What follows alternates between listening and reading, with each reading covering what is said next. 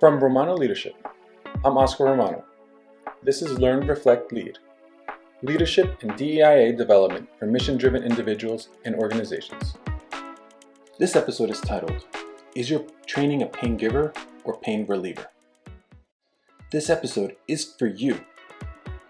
If you are a leader who wants to improve the planning or execution of your trainings, if you want to know how to avoid leading a disengaging or off-putting training, or if you're looking for tips on how to lead an engaging and supportive training.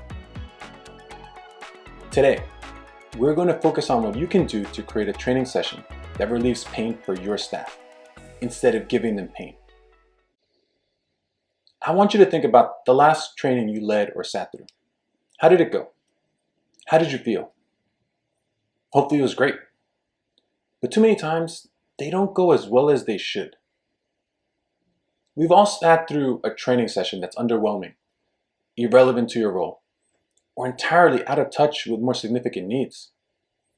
Instead of sitting through training that should be a pain reliever, you're experiencing one that's a pain giver.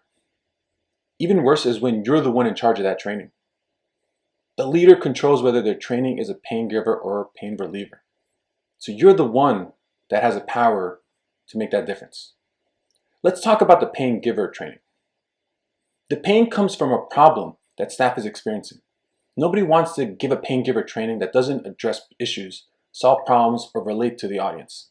And yet too many leaders find themselves in that situation regularly. How does that happen? Here's 6 reasons why leaders might inadvertently facilitate a pain giving training instead of a pain relieving one. Number 1, you're crunched for time. You have so many things on your plate that you don't sufficiently plan the content or prepare the execution for the training. When this happens, staff might feel like it wasn't well put together.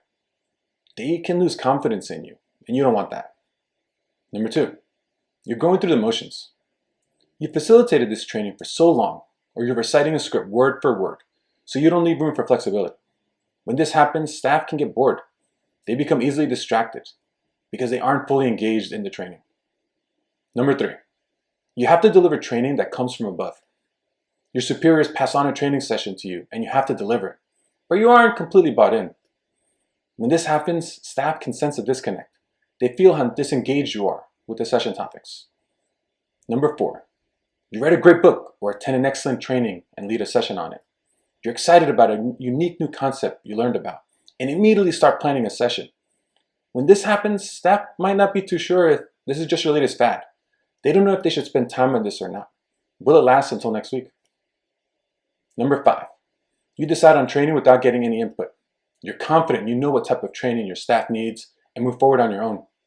When this happens, staff might not see how it relates to them. When you don't elicit input from others, you risk creating a training that doesn't relate to them. Number 6, you focus on a fantastic strategy without highlighting the problem. You plan and execute an incredible training session with excellent concepts, but don't connect it to the problem it's addressing.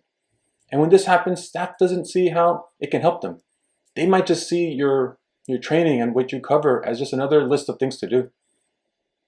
In each of the situations I just talked about, there's a potentially harmful outcome you need to avoid. Otherwise, you're just giving a pain giver training. Now let's talk about the pain reliever training. Great leaders strive to relieve some pain during every training. They ensure that training topics are relevant to their staff and solve legitimate problems. Staff members who leave a session given by a great leader often feel a sense of relief and excitement about how they're finally going to tackle the problem that they've been having for a while. So how do great leaders give a pain reliever training? Here are 6 tactics that great leaders use to give a pain reliever training. Number 1, they elicit input from their staff. Great leaders utilize various methods to determine what pains their staff are experiencing, which could be addressed through a training session. For example, they might give out a survey months before the expected training date to collect data and help them plan their session. Number 2, they provide differentiated training sessions. Great leaders know that their staff consists of people with varying levels of experience, passions, and needs, so these leaders provide different training sessions for each group of staff. For example, this could be as simple as providing sessions for new staff members that veteran staff members don't have to attend, or as complex as giving sessions for different groups of staff members based on ability levels. It's up to you. Number 3, they work with veterans to highlight problems for new staff. Great leaders lean on veteran staff because these leaders recognize that newer staff members may not see the value of specific training sessions. For example, they might work with veteran staff to share specific situations that cause them headaches to get new staff bought into these ideas that you're talking about. Number 4, they get feedback from veterans ahead of time. Great leaders recognize that veteran staff members have been through so many pieces of training and could provide valuable feedback. For example, they might have a council of veterans who meet with the leader ahead of the training to review some of the materials. Number 5, they spend a lot of time on the problem. Great leaders start every training session emphasizing the problem so that the staff sees a direct connection to the ideas they're discussing in training.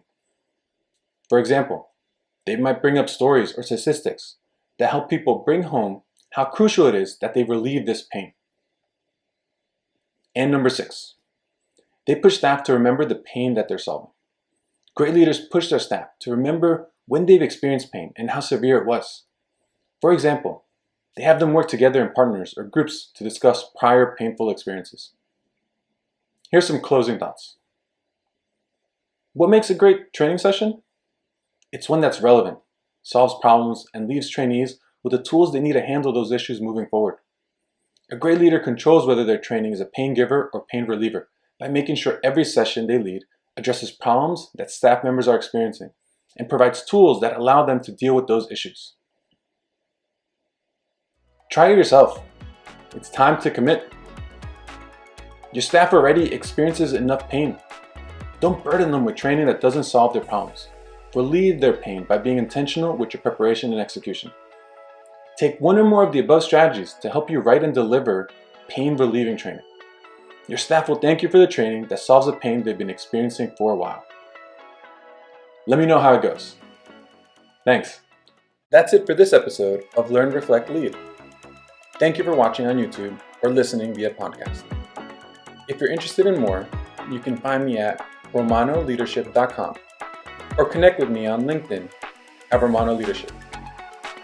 If you like this episode, please share it with your friends, subscribe, and leave a review. I'm Oscar Romano. Until next time.